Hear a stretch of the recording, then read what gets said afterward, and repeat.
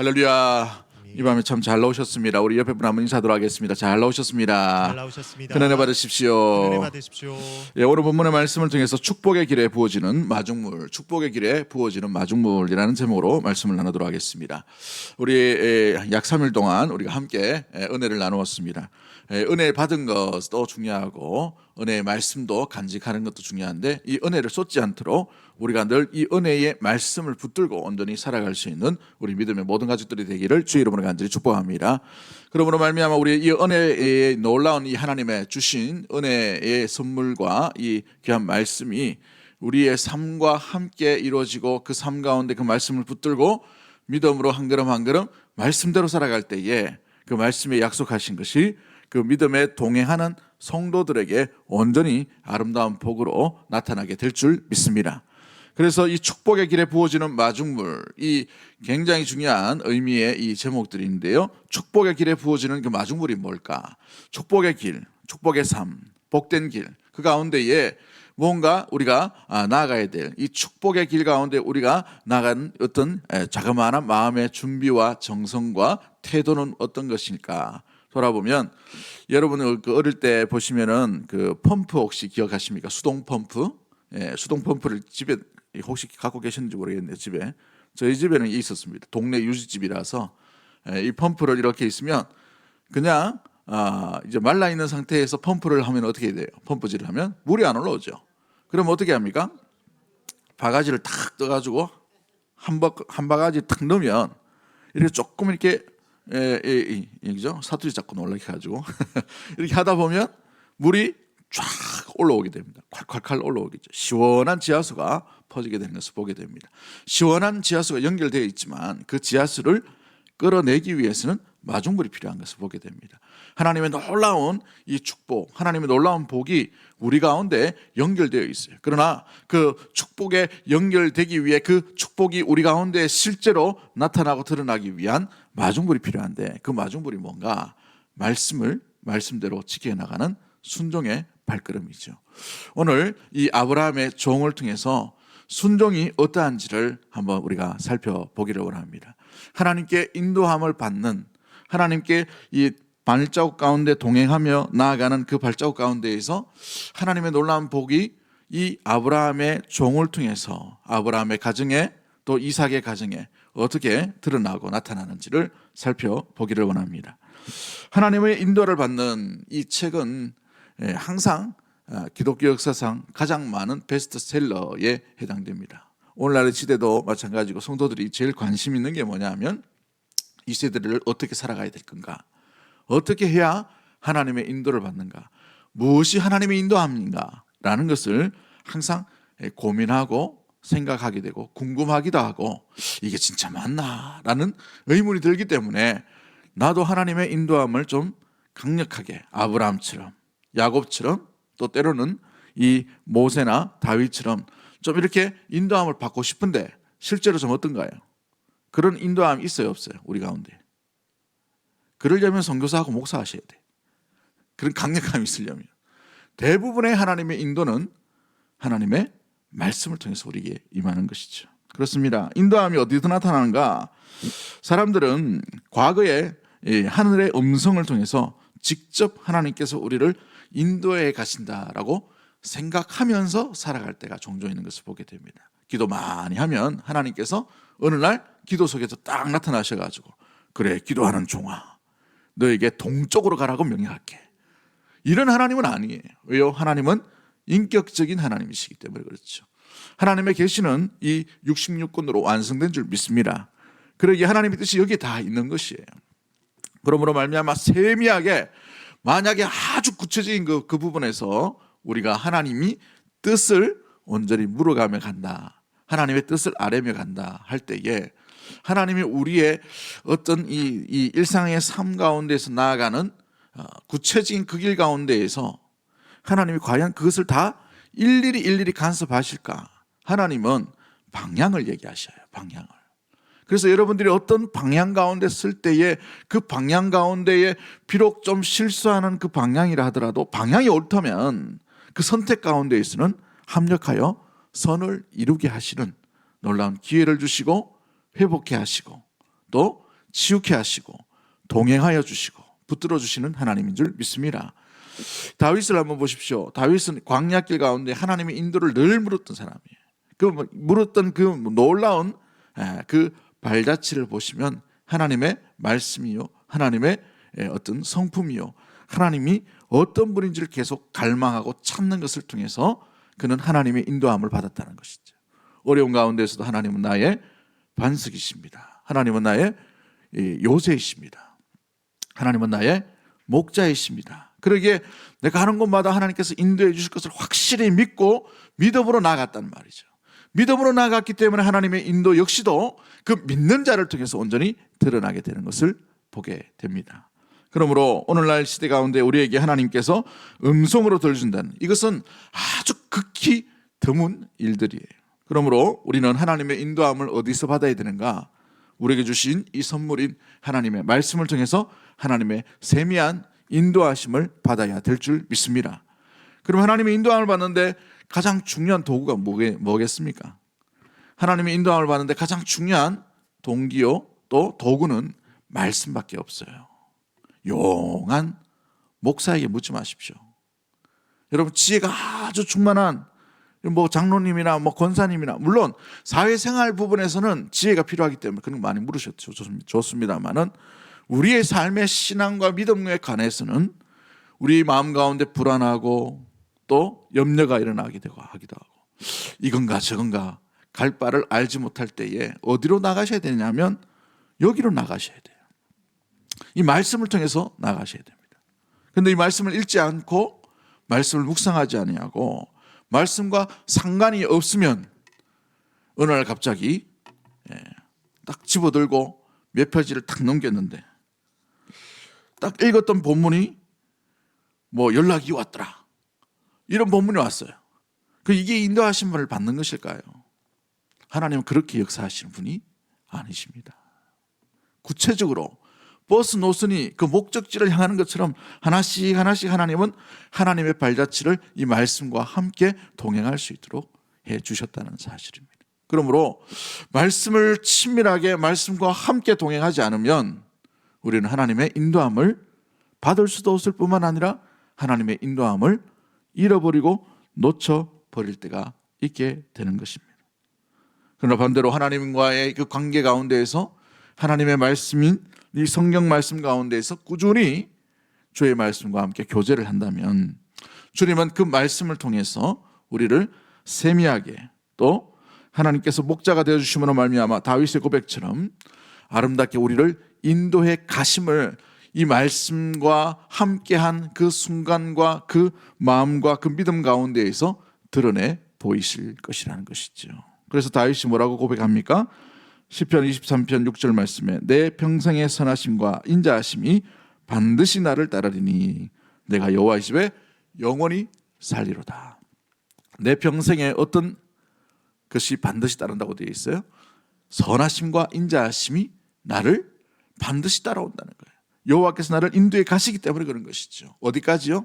내가 여호와의 집에 영원히 살도록 우리를 인도해 가시는 분이 우리와 친밀하게 찾으시고 우리와 친밀하게 교제를 하길 원하시는 하나님인 줄 믿습니다. 그 하나님의 편지가 바로 이 성경 말씀이라는 것이죠. 설교 준비하다가 우리나라 사람들의 이 신앙 특징을 한번 이렇게 찾아본 적이 있어요. 근데 대부분 우리 한국교회 초대교회 성도님들은 성경을 막 쪼개고 분석하지는 않았어요. 대부분 보니까 어떻게 신앙생활 하셨을까? 옛날 어른들은 그냥 읽으셨어요. 그냥 쭉 장길동.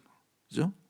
그래서 원래 우리가 작년보다 좀 더 강조하면서 성경책 공동 읽기를 이 공동체 읽기를 하는 이유가 뭐냐면 교회는 말씀을 듣는 것이고 말씀을 귀 기울인 것이에요. 우리의 삶 속에서도 마찬가지죠. 그래서 말씀을 읽지 아니하고 듣지 않으면 우리는 주의 인도함을 받는 것이 아니라 내가 원하는 감정의 인도함을 받고 내가 생각하는 경험의 인도함을 받고 세상의 어떤 문화나 세상의 가치관을 따라 우리가 흘러갈 수 있는 가능성이 굉장히 많다는 것이죠. 그러므로 하나님의 말씀을 우리 이 365일 모든 순간 가운데에 말씀과 함께함으로 말미암아 충분하게 주의 인도하신 것, 주의 말씀에 귀를 기울일 수 있는 우리 믿음의 모든 가족들 되기를 주의 이름으로 간절히 축복합니다. 초대교회, 한국교회는 부흥회 하면은 말씀 사경회를 했어요. 말씀 사경회.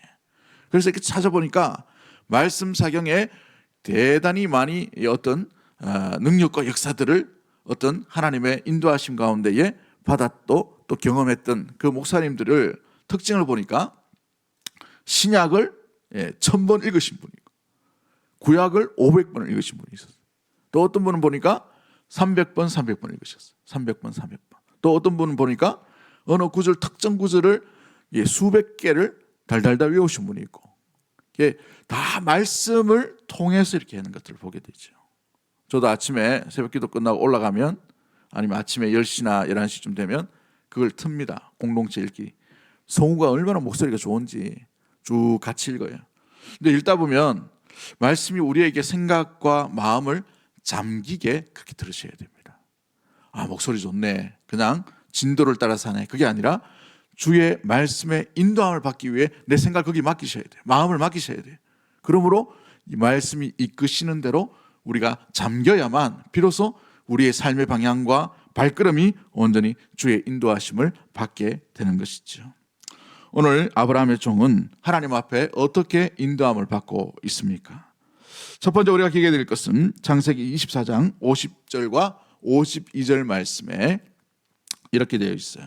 하나님의 인도함을 받았던 사람들의 특징이 무엇인지가 분명히 드러나고 있습니다. 우리가 오늘 이 본문의 배경은 아브라함의 종이 아브라함을 대신해서, 늙은 아브라함을 대신해서 그의 아들인 이삭의 아내, 자기의 며느리감을 찾기 위해 라반의 집으로 가는 여정을 얘기하죠. 그 가는 여정 가운데에 이 아브라함의 종이 뭘 기도하죠?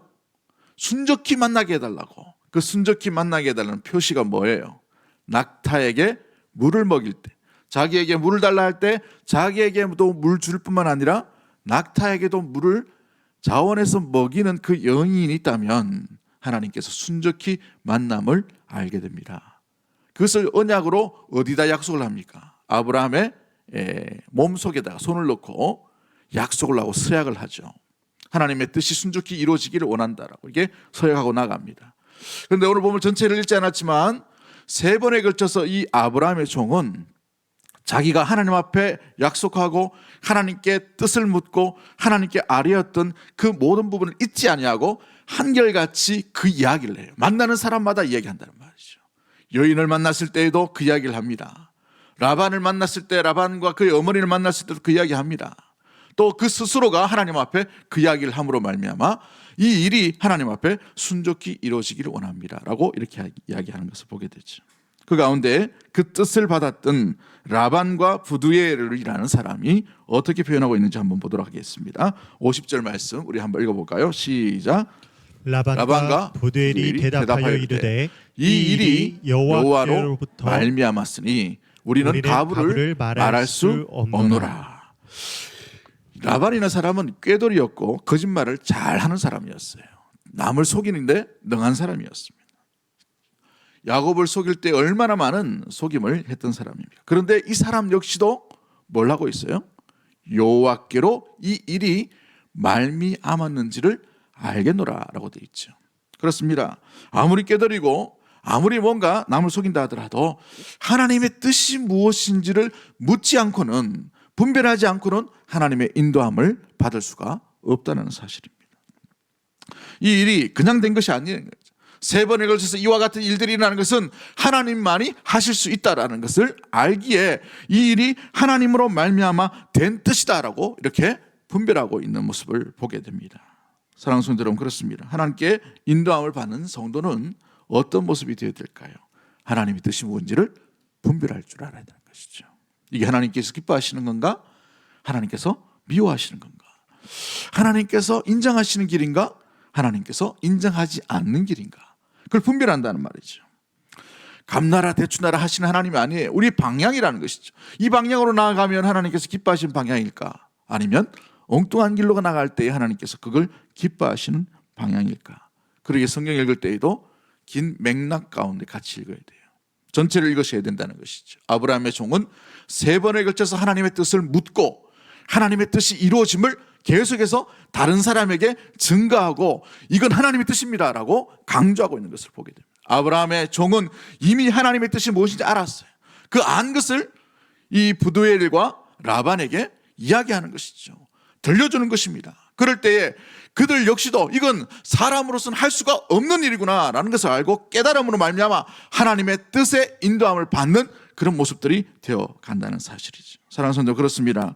하나님께 인도함 받는 가장 첫 번째 조건이 뭐냐? 하나님의 뜻을 분별하는가 하지 못하는가. 하나님의 음성이 들리는데 들리지 않는 사람은 하나님의 인도함을 받을 수가 없는 거예요. 아무리 똑똑하고 아무리 지혜롭고 아무리 경험이 많고 아무리 감정적으로 충만한, 완벽하게 흔들리지 않는 사람이라도 하나님의 목소리, 하나님의 말씀, 하나님의 계획, 하나님의 온전하심, 방향이 뭔지를 놓쳐버리면 하나님의 인도함을 받을 수가 없는 것이죠. 누가복음에 보시면 여러분, 하나님께서 이제 메시아가 탄생한다라고 이렇게 말씀하시죠. 그런데 어디서 태어난지를 분명히 하나님이 약속하셨어요. 어디서 태어난다고 분명히 말씀하시죠? 베들레헴이에요. 베들레헴. 그러므로 동방박사들이 오죠. 그 동방박사들은 옛날부터 그 별이 뜰 때 그게 하나님의 뜻인 줄 알고 그걸 따라서 온 사람들이에요. 천문학자입니다. 그런데 그 사람들은 알았어요. 왜요? 하나님의 뜻이 그 별을 통해서 이루어진다는 것을 이미 예언을 통해서 알고 있었기 때문에. 그러나 그 자리에 있었고 그 나라를 통치하고 있었고 율법을 잘 알고 있는 서기관과 또 헤롯의 그 왕궁에 있는 사람은 메시아가 태어났음에도 불구하고 전혀 알지 못하는 하나님의 뜻을 이해하지 못하고 분별하지 못함으로 말미암아 오히려 어떻게 하죠? 메시아를 죽이려고 하는 그런 안타까운 일들이 일어나죠. 그러나 천사를 통해서 하나님의 뜻을 들었던 이 양떼를 치는 목자들을 한번 보십시오. 그들은 하나님의 말씀이 잘 뭔지 어떤 것인지 잘 몰라요. 그러나 천사가 나타나면 말미암아 하나님께서 이 땅 가운데 임마누엘로 그 아들을 보내주셨다는 것을 듣고 깨닫게 됩니다. 그 깨달음으로 말미암아 어디로 나아가게 되죠? 말구에 놓이신 예수님을 찾아서 경배드리는 삶으로 온전히 나아가는 인도함을 받게 되는 것입니다. 그러므로 우리는 주의 말씀인가 말씀이 아닌가, 그것을 믿어야 되나 믿지 말아야 되나. 여러분, 진짜 믿음과 가짜 믿음의 근거는 말씀밖에 없는 것이, 하나님이 기뻐하시는 말씀인가, 그 말씀의 방향이 어떠한가, 이것이 나의 감정으로 말미암아 채워지고 붙들고 있는 말씀은 아닌가. 그래서 우리 성경 구절 보면은 좋은 구절에는 빨간 줄 다 쳐놓잖아요, 그죠? 인도하시리라, 지켜주시리라, 보호하시리라, 함께하시리라. 이 말씀은 굉장히 많이 하십니다만은, 기록하고 암송을 합니다만은 말씀을 지키지 않을 때에 엄청난 저주와 엄청난 징계와 엄청난 하나님의 분노가 있다는 사실을 아무도 거기에 해당하는 별표를 하지 않아요. 우리 성도들은 아닌 것 같은데, 아무튼 그죠? 여러분 보십시오. 하나님의 말씀은 양날과 같은 거예요. 지킬 때, 분별할 때 그 말씀 따라가시죠. 그러나 지키지 못할 때 그 말씀이 역반응이 일어나는 것이죠. 여러분, 그렇습니다. 어느 방향으로 나가야 될까? 맥스웰 몰츠라는 사람이 책을 썼는데, 성공의 법칙이라는 책이 있어요. 굉장히 유명한 책입니다. 그래서 미국에는 억만장자들이나 백만장자들이 제일 많이 읽는 책과 추천하는 책이 이 책이에요. 뭐 이 책을 다 따라해서는 안 됐는데 그 중에 굉장히 핵심적인 내용이 하나 있어요. 그 성공의 법칙에 보면 잘못된 믿음을 버려라라는 구절이 있습니다. 잘못된 믿음을 버려라. 우리는 우리 자신이 만들어내고 스스로 진실이라고 믿는 이미지에서 벗어나거나 그것을 넘을 수 없다. 사람들은 항상 자신과 주위 환경에 대해 스스로가 진실이라고 믿는 것에 따라 행동하고 실천하며 그에 따른 적절한 결과를 경험하게 된다. 하지만 그것을 세부적으로 찬찬히 분석할 수는 있다. 그리고 스스로가 믿고 있는 그것이 진실이 아니라는 사실을 밝혀낼 수 있으며 심지어 그것을 바꾸어 나갈 수도 있다. 그래서 잘못된 믿음인지 아닌지를 분별하고 그것을 버려라라고. 세상의 책도 이렇게 잘못된 믿음을 빨리 버리라라고 얘기합니다. 우리는 우리 자신을 너무 잘 믿는 것 같아요. 때로는 신앙생활 오래 하고 목사하고 성경 말씀 많이 외웠고 3대 4대 내려오는 기독교 가정이고, 우리는 우리 자신이 진리의 길 완고하게 온전히 주님의 말씀을 타협하지 않으려고 온전히 그 말씀을 붙들고 살아간다고 하지만, 여러분, 우리 자신의 삶은 믿을 수가 없는 삶입니다. 우리의 감정을 믿을 수가 있어요. 우리 생각을 믿을 수가 있습니까? 믿을 수가 없는 것이죠. 하루에도 수백 번 더 우리의 감정과 우리의 생각이 세상의 물결, 세상의 문화 가운데 지배받고 있잖아요. 여러분 한번 물어보도록 하겠습니다. 여러분은 집에서 TV나 유튜브를 더 많이 보셔요? 아니면 성경 말씀을 더 많이 보십니까? 솔직히 말해보시죠. 자다가도 유튜브를 보고 요즘 유튜브가 워낙 많이 있으니까 우리가 많이 보고 많이 듣고 있는 것에 우리는 따라가고 있는 거예요. 우리가 많이 귀를 기울이고 있는 것에 따라가고 있다는 것이죠. 이건 뭐 세상에서 나아가서 살아가시기 때문에 당연한 모습들이겠습니다만 우리 아이들 한번 볼까요? 아이들은 주일날 와서 일주일에 딱 한 번, 1시간 주의 말씀에 귀를 기울입니다. 그러면 이 일주일 내도록 무슨 소리를 들었습니까? 진화론에 대한 이야기를 듣고 세상의 가치에 대해서 이야기를 듣고 그러므로 말미암아 그들이 어디로 나가겠어요? 당연히 세상의 기준을 가지고 나아갈 수밖에 없는 것이죠. 이 어릴 때일수록 더 주의 말씀 가운데 귀를 기울일 수 있도록 주의 말씀이 무엇인지를 분별할 수 있도록 이 분별력을 키워 주어야 합니다. 그러나 우리 부모된 우리의 모습이 때로는 주의 말씀 따라가는 것처럼 보이지만 결정적일 때 주의 말씀을 분별하지 못하고 하나님이 기뻐하시는 방향이 되지 못한다면 우리 역시도 헤맬 수밖에 없고 주의 인도함을 받을 수가 없게 되어 있는 것이죠. 그러므로 우리 가운데 주님께서 주시는 그 세미한 인도하시는 하나님의 말씀을 날마다 분별할 수 있는 분별력을 달라고 말씀을 들을 때나 말씀을 읽을 때나 말씀을 온전히 우리가 무엇보다도 간직할 때에 항상 우리가 분별할 수 있는 그런 모습이 되어야 돼요. 분별하지 못하면 어떻게 됩니까? 베드로는 주의 말씀을 분별하지 못하기에 칼을 들었어요. 그리고 분별하지 못했기 때문에 그 자신을 믿었습니다. 나는 다른 사람은 몰라도 나는 예수님을 부인하지 않겠습니다. 호언장담했던 것이죠. 장담할 수 없는 인생입니다. 그럴 때에 예수님께서 말씀하시고 깨닫게 해주신 그 소리가 있죠. 닭 울음소리였어요. 예수님의 신호였습니다. 예수님께서 회개하도록 깨닫도록 보여주신 그 신호가 닭 울음소리였어요.